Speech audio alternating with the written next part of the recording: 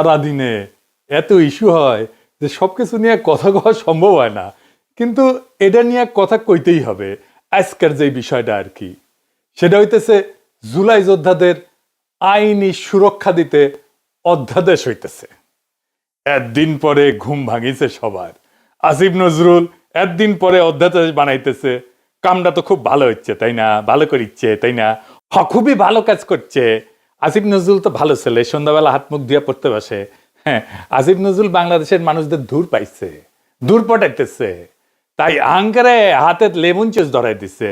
আসিফ নজরুল আর professor ইউনূসের সরকার আঙ্কারে কিভাবে ধাপ্পা দিচ্ছে সেটা না বুঝে দেখি। আসেন আগে আসলে বুঝে দেখি অধ্যাদেশ আসলে কি।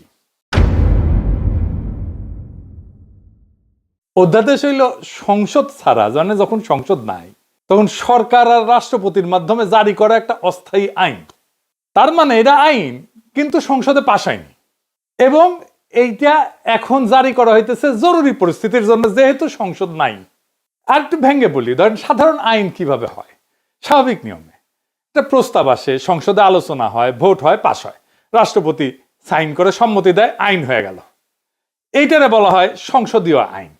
কিন্তু তাইলে অধ্যাদেশ আসে কখন? যখন সংসদ বসেনি বা সংসদ ভেঙে গেছে, এখন অধিবেশন চলতেছে না, কিন্তু সরকারের দরকার আছে, এখনই আইন দরকার আছে, অপেক্ষা করা যাবে না। তখন মন্ত্রিসভার পরামর্শে রাষ্ট্রপতি অধ্যাদেশ জারি করে থাকে। তো অধ্যাদেশের আসলে বৈশিষ্ট্যগুলো কি? এক নম্বর হইতেছে এটা আইনের মতো কার্যকর কিন্তু স্থায়ী না। সংসদ বসলে সংসদে অধ্যাদেশকে আনতে হয়, তারপরে অনুমোদন নিতে হয়। অনুমোদন না পেলে অধ্যাদেশ বাতিল। মানে সংসদ কার্যকর না থাকলে, সংসদ না থাকলে রাষ্ট্র যেন অচল না হয়, সেজন্য অধ্যাদেশ, এই বিষয়টা জারি আছে। এখন ধরেন পরের সংসদ এটা পাশ করলো না অধ্যাদেশ আসিফ নজরুলের, তাহলে কি হবে? আসিফ নজরুলের কাছে উত্তর আছে? নাই। অধ্যাদেশ সংসদে পাশ হয়ে আইন হইলেও সংসদ চাইলে তো পরের দিনই নতুন আইন করে সেটা বাতিল করে দিতে পারে। এমনকি এই অধ্যাদেশ যেটা আসিফ নজরুল করতে যাচ্ছে সেটা আদালত এখনই বাতিল করে দিতে পারে। তার মানে এটার মূল্য শূন্য, জিরো। তাইলে আসিফ নজরুল কেন এ সাল করতেছে সেটার উত্তর আমরা পরে পাবো। আসেন আগে বুঝে নেই যে আদৌ জুলাইয়ের জন্য দায় মুক্তি দেওয়া সম্ভব কিনা। এক কথায় দেওয়া সম্ভব না, এবং দেয়া যে সম্ভব না এটার কারণ আসিফ নজরুল, তার সাথে আছে ওয়াকার, তার সাথে আছে প্রফেসর ইউনূস নিজে, তার সাথে আছে ডাক্তার জাহেদ, তার সাথে আছে বিএনপি, তার সাথে আছে তারেক রহমান। এরা সবাই এই পরিস্থিতি ইচ্ছা করে তৈরি করছে। কেন? কারণ ঘোষিত বিপ্লব ছাড়া দায় মুক্তি সম্ভব না। দায় মুক্তি কোনো আইনি ব্যতিক্রম না, এটা একটা সার্বভৌম ঘোষণা। যে বিপ্লব ঘোষণা করতে পারে না সে দায় মুক্তি দাবি করার নৈতিক অধিকার, ক্ষমতা এটা কোনোটাই রাখে না। ওয়াল্টার বেনিয়ামিন বিপ্লবী সহিংসতা বনাম আইন রক্ষাকারী সহিংসতা, এইটা একটা কথা বলছিলেন। একদিকে লেখেন বিপ্লবী সহিংসতা, আর একদিকে হতেছে আইন রক্ষাকারী সহিংসতা। আইন তৈরি করে যে সহিংসতা আর আইন রক্ষা করে যে সহিংসতা, দুইটা এক না। উনি বলছেন ল প্রিজার্ভিং ভায়োলেন্স, যেটা পুরানো ব্যবস্থার ভিতরে থাকে, এবং ল মেকিং ভায়োলেন্স, যেটা নতুন ব্যবস্থার জন্ম দেয়। যে সহিংসতার নতুন আইন তৈরি করে না সেটা কেবল অপরাধ। 1971-এর স্বাধীনতা যুদ্ধ ছিল নতুন আইন তৈরি করার লড়াই। 1971-এর স্বাধীনতা যুদ্ধে আমরা যেটা করছি সেটা ল মেকিং ভায়োলেন্স, সেজন্য ওটা অপরাধ না। পুরানো বন্দোবস্ত রেখা সংগঠিত রাজনৈতিক সহিংসতা বৈধ হইতে পারে না, কারণ তা আইন ভাঙে কিন্তু নতুন আইন সৃষ্টি করে না। স্মিথ বলছেন সার্বভৌম সেই যে ব্যতিক্রম ঘোষণা করতে পারে।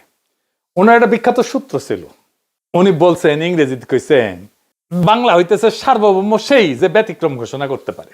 বিপ্লব মানে নিয়ম স্থগিত করা, পুরনো বৈধতা বাতিল করা, নতুন বৈধতা ঘোষণা করা। যে বিপ্লব পুরনো সংবিধান, পুরনো আদালত, পুরনো নৈতিক মানদণ্ড চালু রাখে, সে আদতে সার্বভৌম না। সার্বভৌম না হইলে দায় মুক্তি দেওয়ার ক্ষমতা থাকে না, বরং নিজেই ভবিষ্যৎ বিচারের অধীন হয়ে পড়ে। হান্না আরেন্ট বলছিলেন যে সহিংসতা একটা নতুন রাজনৈতিক সূচনা করতে পারে না, উনি বলছেন ফাউন্ডিং মোমেন্ট, এটা তৈরি করতে পারে না, সে সহিংসতা নিজেই নিজের বিরুদ্ধে সাক্ষ্য দেয়। সেই কারণে নতুন রাষ্ট্র গঠন করা ছাড়া সহিংসতা বিপ্লব না, এটা অপরাধ। তিনজনের কথা বললাম। বেনিয়ামিন বলছেন নতুন আইন না বানাইলে সহিংসতা অপরাধ। স্মিথ বলছে ব্যতিক্রম ঘোষণা না করলে সার্বভৌম নাশে। আর হান্না আরেন্ট বলছেন নতুন শুরু ছাড়া সহিংসতা ক্ষমতা না। শুধুমাত্র ঘোষিত চূড়ান্ত এবং নতুন শুরুর বিপ্লবী দায়মুক্তি তৈরি করে। পুরানো বন্দোবস্ত রেখা চালানো সহিংসতা আইনগতভাবে না, তাত্ত্বিকভাবেও অবৈধ। আমরা জুলাই বিপ্লবের পরে নতুন আইন বানাইছি, নতুন সংবিধান বানাইছি, বানাই নাই। ডাক্তার জাহেদ তো জান লড়াই দিল জুলাইকে অভ্যুত্থান বলে প্রতিষ্ঠা করার জন্য। বিপ্লব না, ছোটখাটো মানুষ পুতু পুতু করে কথা কয়, আর আমরা হইতেছি উগ্র। কিন্তু এদের ডাক্তার জাহেদের হইতেছে চিকনা বুদ্ধি, সামে এমন মাইর দেবে টেরি পাইবেন না, একদম খাইয়া ফেলবে আর কি। জাহেদ খান জুলাইকে অভ্যুত্থান বলে প্রতিষ্ঠা করার জন্য দেওয়ানা ছিল। অভ্যুত্থান যেটা, সেটা ক্ষমতা দখল করে, কিন্তু নতুন আইন, নতুন বৈধতা, নতুন সার্বভৌমত্ব তৈরি করে না।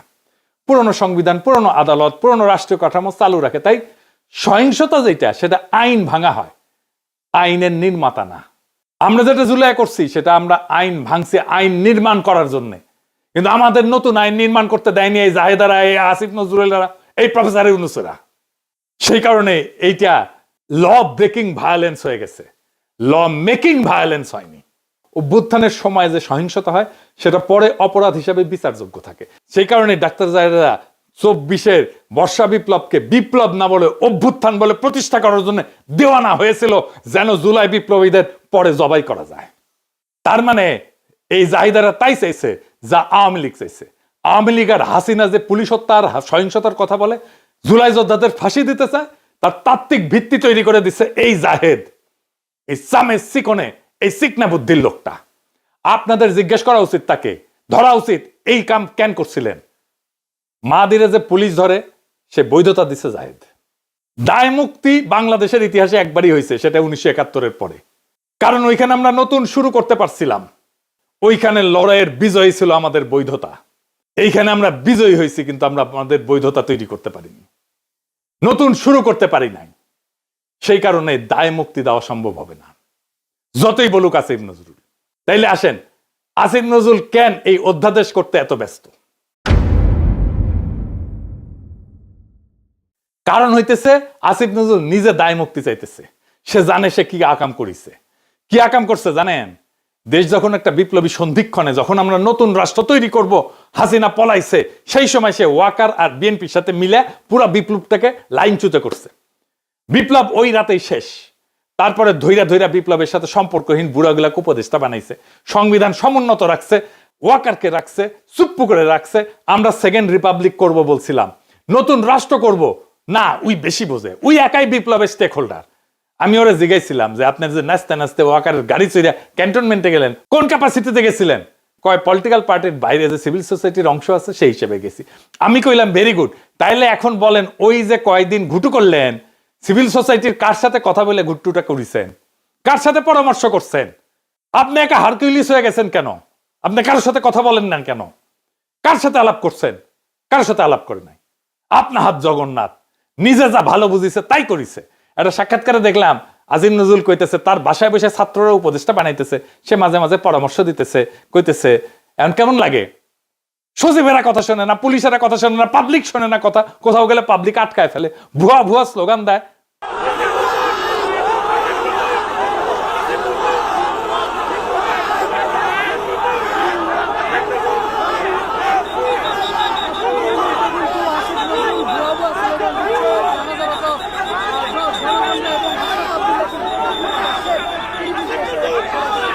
খুব মজা না? হ্যাঁ, এখন তো এগুলো শুনিচ্ছেন, এরপরে পাবলিক থাপড়াবে ধরে রাস্তায়, রাস্তার থাপড়াবে। ওই সময়টাতে ঠিক হয়েছে সংবিধান সমুন্নত রাখতে হবে। ওই যখন ঘুটু করে ইচ্ছে সংবিধান সমুন্নত রাখলে 2024-এর লড়াই, বিপ্লব, বিপ্লবী সহিংসতা সব অবৈধ হয়ে যায়। বৈধ হয় হাসিনার খুন করা, ছাত্রলীগের গুন্ডামি, পুলিশের গুলি, সব বৈধ হয়ে যায়। কারণ সরকারের বিরুদ্ধে বিদ্রোহ তারা নিয়ন্ত্রণ করতেছে। এই কাজ করছে আসিফ নজরুল, এই কাজ করছে জাহেদ, এই কাজ করছে বিএনপি, এই কাজ করছে তারেক রহমান, এই কাজ করছে প্রফেসর ইউনূস। নিজে আইনের লোক হইয়া আসিফ নজরুল ওই 3 দিনে ছাত্রদের সাথে বৈশা উপদেষ্টা পরিষদ বানাইতেছে, আর ওই প্রসেসের মধ্যে দিয়া ওই ছাত্রদেরই মৃত্যু পরোয়ানা লিখতেছে আসিফ নজরুল। এখন অধ্যাদেশ বানায় লেবেন চুজ ধরায় দিতেছে। এই অধ্যাদেশ বালটা করবে।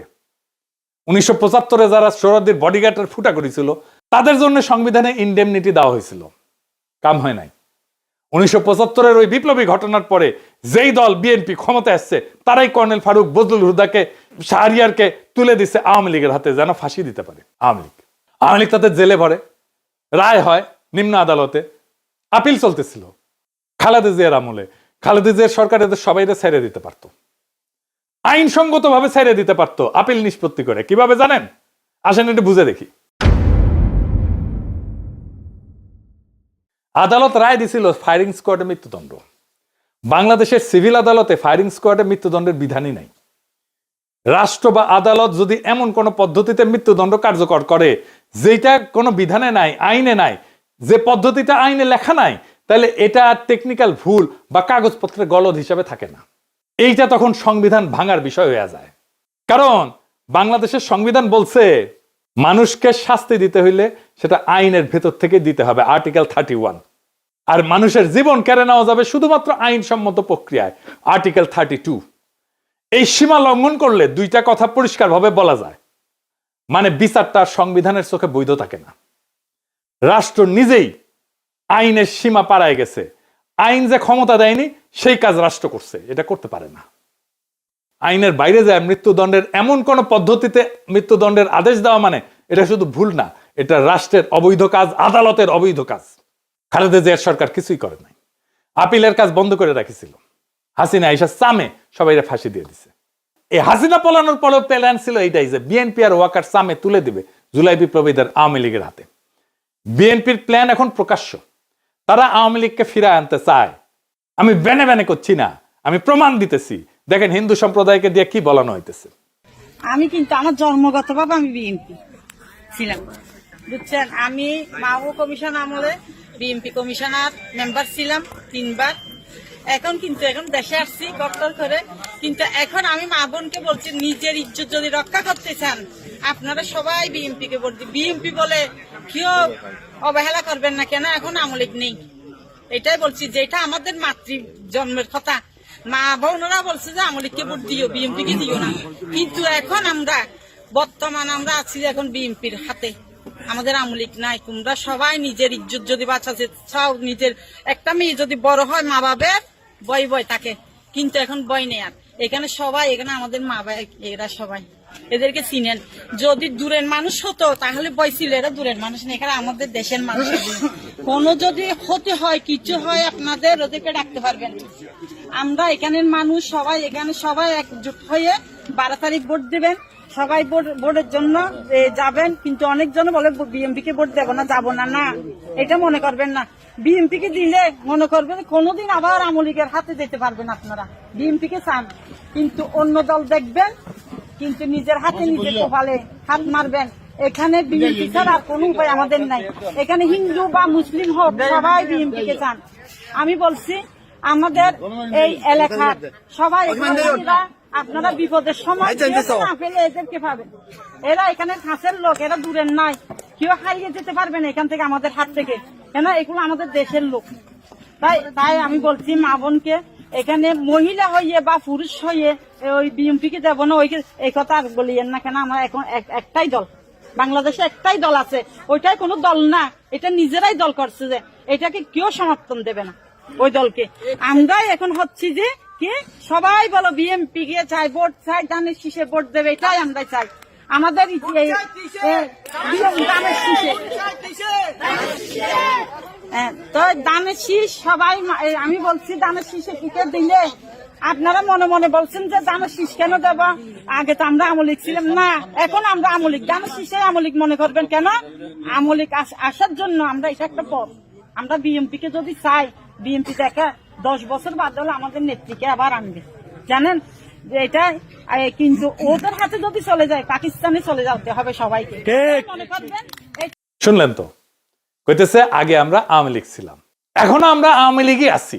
ধানের শীষকেই আওয়ামী লীগ মনে করবেন কেন?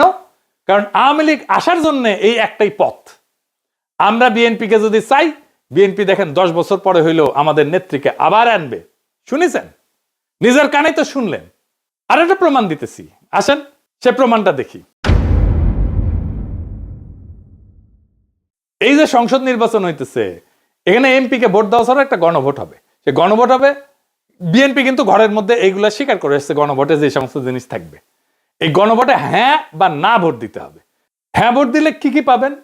আপনি 12টা জিনিস পাবেন। 12টা কিভাবে আগামী রাষ্ট্র চলবে সেটা ঠিক করতে পারবেন। কি কি সেটা একটা একটা করে বুঝে দেখি, শুনেন মন দিয়া। আপনি কি এমন একটা বাংলাদেশ চান যেখানে তত্ত্বাবধায়ক সরকার, নির্বাচন কমিশন, সরকারি কর্ম কমিশন মানে যেটাকে পিএসসি বলা হয়, এটা গঠনে সরকারি দল এবং বিরোধী দল একত্রে কাজ করবে? সুন্দর কথা না? 2 নাম্বার, সরকারি দল ইচ্ছামতো সংবিধান সংশোধন করতে পারবে না। সুন্দর না কথাটা? 3 নাম্বার, সংবিধানের গুরুত্বপূর্ণ পরিবর্তনের ক্ষেত্রে গণভোটের বিধান চালু হবে। সুন্দর না? আমরা সবাই মিলে ভোট দিয়ে ঠিক করব। 4 নাম্বার, বিরোধী দল থেকে ডেপুটি স্পিকার এবং গুরুত্বপূর্ণ সংসদীয় কমিটি সমূহের সভাপতি নির্বাচিত হবেন বিরোধী দল থেকে। সুন্দর না? যত মেয়াদী হোক কেউ সর্বোচ্চ 10 বছরের বেশি প্রধানমন্ত্রী থাকতে পারবে না। সংসদের নারীর প্রতিনিধিত্ব পর্যায়ক্রমে বাড়বে। ক্ষমতার ভারসাম্য প্রতিষ্ঠার জন্য পার্লামেন্টে একটা উচ্চ কক্ষ গঠিত হবে। দেশের বিচার ব্যবস্থা স্বাধীনভাবে কাজ করবে। সুন্দর কথা না? আপনার মৌলিক অধিকারের সংখ্যা বাড়বে। কি রকম একটা মৌলিক অধিকার হইতেছে ইন্টারনেট সেবা কখনো বন্ধ করা যাবে না, এটাকে মৌলিক অধিকার হিসেবে ঘোষণা দিবে। তার হাসিনা এটা বন্ধ করে দিছিল। দণ্ডপ্রাপ্ত অপরাধীকে রাষ্ট্রপতি ইচ্ছা মতো ক্ষমা করতে পারবে না। ফাঁসি দিলেও তো ক্ষমা করে দেয়, জেল দিলেও ক্ষমা করে দেয়।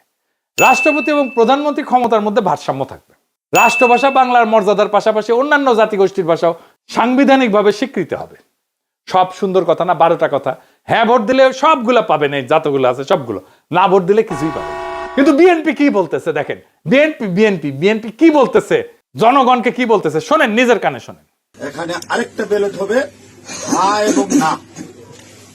আপনারা এটা গণভোট হয়েছেন না? এটা গণভোট। গণভোট হবে হা এবং না। যদি আপনারা যারা আওয়ামী লীগ করেন, যারা অন্যান্য দল করেন, তাদের জ্ঞাতার্থে সুবিধার্থে আমি জানাচ্ছি, যদি হা জয়যুক্ত হয় কোনো ক্রমে, সারা দেশে যদি হা জয়যুক্ত করা মানে ভোটে জয়যুক্ত হয়, তাহলে এদেশের স্বাধীনতার পরে 72-এ যে একটা সংবিধান ছিল, শেখ মুজিবুর সাহেব করেছিল, ডক্টর কামালের হাতে লেখা, এই সংবিধান টোটাল ডাউমিট করে দেবো, মানে মুছে ফেলবো। স্বাধীনতার যে আছে 71 সালে যে যুদ্ধটা হয়েছিল, এই যুদ্ধটা 71 সালের কোন ঘটনায় বাংলাদেশে আর থাকবে না। আপনার ইয়ের মধ্যে যে সংস্কার করতে চাইতেছে, যে সংস্কারের জন্য হানা বুট হইতেছে, এদের মধ্যে লেখা আছে 71 সালকে বাদ দিয়ে 24-এ যে ইটা হয়েছে, গণঅভ্যুত্থানটা হয়েছে, 71 জায়গাটা নিবে 24 সাল। কেন নিবে? এটা একটা কারণ আছে, জামাত ইসলামের একটা কারণ আছে। জামাত ইসলাম 71 সালে দেশের স্বাধীনতা চায় না, এদেশে বাংলাদেশের স্বাধীন হোক, বাংলাদেশ স্বাধীন হোক, জামাত ইসলাম কিন্তু এটা চাই নাই। যারা আওয়ামী লীগ করেন তারা একটু খেয়াল করে শোনেন। যদি হা জয়যুক্ত হয় তাহলে আওয়ামী লীগ কিন্তু এখন মানে কি জানি প্রজ্ঞাপনের মাধ্যমে আপনার স্থগিত হয়েছে, আওয়ামী লীগ নির্বাচনে অংশগ্রহণ করতে পারবে না। যদি হা জয়যুক্ত হয় তাহলে আওয়ামী লীগ একবারে আর কোনো মিটিং টিটিং হবে না, মিটিং টিটিং সংসদে কোথাও উঠবে না। ওই হার মধ্যে এই লেখা আছে আওয়ামী লীগ নিষিদ্ধ। এই যে 24 সালে গণহত্যার জন্য আওয়ামী লীগ কিন্তু নিষিদ্ধ হয়ে যাবে আপনাদের ভোটেই। যদি হাতে ভোট দেন, হাতে ভোট দিলে আপনার 16 ডিসেম্বর থাকবে না, 26শে মার্চ থাকবে না, আপনার 71 সালের যে যুদ্ধ করতে মা বোনেরা ইজ্জত দিচ্ছে, 30 লক্ষ মা বোনের ইজ্জত দিচ্ছে, এটা থাকবে না। অর্থাৎ আপনারা যারা আওয়ামী লীগ করেন দয়া করে আপনারা না ভোটের জন্য হলো, আওয়ামী লীগের তো আমরা আসলে বিএনপি হইতেছে উদারপন্থী রাজনৈতিক দল। আমরা বিএনপি চাচ্ছি সকল দল মিলে একটা দেশে নির্বাচন হোক, সকল এবার না হোক, সামনে যেন সকল দল একটা নির্বাচন অংশগ্রহণ, 5 বছর পরে যে সকল দল নির্বাচন অংশগ্রহণ করতে পারে। আপনারা আপনাদের যারা আওয়ামী লীগ করেন আপনাদের দল রক্ষা করার জন্য আপনাদের কেন্দ্রে যাইতে হবে, ঠিক আছে? আপনাদের কেন্দ্রে যাইতে হবে, আপনাদের দল রক্ষা করার জন্য, না ভোট দেওয়ার জন্য, হইলে সার্বভৌমত্ব দেশ রক্ষা করার জন্য 71কে ফিরিয়ে, মানে 71 যেভাবে আছে স্বাধীনতা যুদ্ধটার ইতিহাস আছে, এই ইতিহাসটা রক্ষার জন্য হইলেও যারা না ভোট দিবেন, যারা আওয়ামী লীগ করেন, আপনাদের কেন্দ্রে অবশ্যই যেতে হবে। কেন্দ্রে যদি আপনারা আপনাদের দলকে রক্ষা করতে যান, যেহেতু এবার আপনাদের নাই কোন নমিনেশনের, আওয়ামী লীগের কোন প্রার্থী নাই, দয়া করে সেক্ষেত্রে আপনাদের কাছে আমাদের অনুরোধ, যারা আওয়ামী লীগ করেন, বিএনপির তো আপনারা ভোট আমাদের দিবেনই, ঠিক আছে, যারা বিএনপি করেন ওরা তো আমাদের ভোট দিবেন। না ভোট দেওয়ার জন্য যারা কেন্দ্রে যাবেন, আপনাদেরকে যেতেই হবে, আপনাদের অস্তিত্ব রক্ষার জন্য, আওয়ামী লীগ রক্ষার জন্য হলেও আপনাদের কেন্দ্রে যেতে হবে। শুনেছেন? তার মানে বিএনপির ঘুরে ফিরে আওয়ামী লীগকে ফিরে আনতেই চায়। তারা অনেক আগে থেকে বলতেছে কিন্তু আওয়ামী লীগ নির্বাচনে আসুক। শুনেন। তবে আওয়ামী লীগের প্রধান প্রতিদ্বন্দ্বী বিএনপি চায় দলটি নির্বাচনে আসুক, নির্বাচনটি হোক অংশগ্রহণমূলক। আমরা আশা করব যে এই নির্বাচনটি পার্টিসিপেটরি হবে, সকলের জন্যই দ্বার উন্মুক্ত, জনগণ যাদেরকে সুযোগ দেবে তারাই দায়িত্ব পাবে। আমরা কামনা করি প্রত্যেক রাজনৈতিক দল এই নির্বাচনে অংশগ্রহণ করুক, কাউকে বাদ দেওয়ার হলে জনগণই বাদ দিয়ে দেবে। যখন জনগণের বিরূপ প্রতিক্রিয়া হয়েছে তখন বলে এইবার না আসুক, বিএনপি ক্ষমতা আসলে আওয়ামী লীগ ফিরবে, পরের বার ফিরবে। বুঝিসাও? ঐক্যমত কমিশনে আইসা বলে আমরা সংস্কার চাই, আর কর্মীদের বলে না ভোটের ক্যাম্পেইন করতে। কি রকম জাউরার জাউরা, কি রকম খাইস্টার খাইস্টা, কি রকম ভন্ডের ভন্ড। এটাই আসল প্ল্যান। এই প্ল্যান হইতেছে গ্র্যান্ড প্ল্যান, আওয়ামী লীগকে ফেরানোর প্ল্যান। এইবার ভোটে যদি বিএনপি জিতে তাহলে আওয়ামী লীগ ফিরবে, লিগে রাখতে পারেন। এটা তো আমার কথা না, আপনারা তো বিএনপির লোকদের মুখেই শুনলেন, তাই না? আপনি আসলে ধানের শীষে ভোট দিতেছেন না, আপনি ভোট দিতেছেন নৌকায়, আপনি ভোট দিতেছেন হাসিনা রে, আপনি ভোট দিতেছেন ফ্যাসিস্ট রে, আপনি ভোট দিতেছেন ভারপ্রাপ্ত আওয়ামী লীগ রে, বিএনপি রে না। যারা আওয়ামী লীগ রে ফিরে আনতে চান তারা ধানের শীষে ভোট দিতে পারেন। আমরা বলবো নৌকার ধানের শীষ দুই সাপেরই একই বিষ। এই দুইটারেই বাংলাদেশ থেকে হটাইতে হবে, এই দুইটারে ক্ষমতার আশেপাশে আসতে দেওয়া যাবে না। এটাই আমাদের আগামীর বাংলাদেশ গড়ার শপথ হোক। ইনকিলাব জিন্দাবাদ।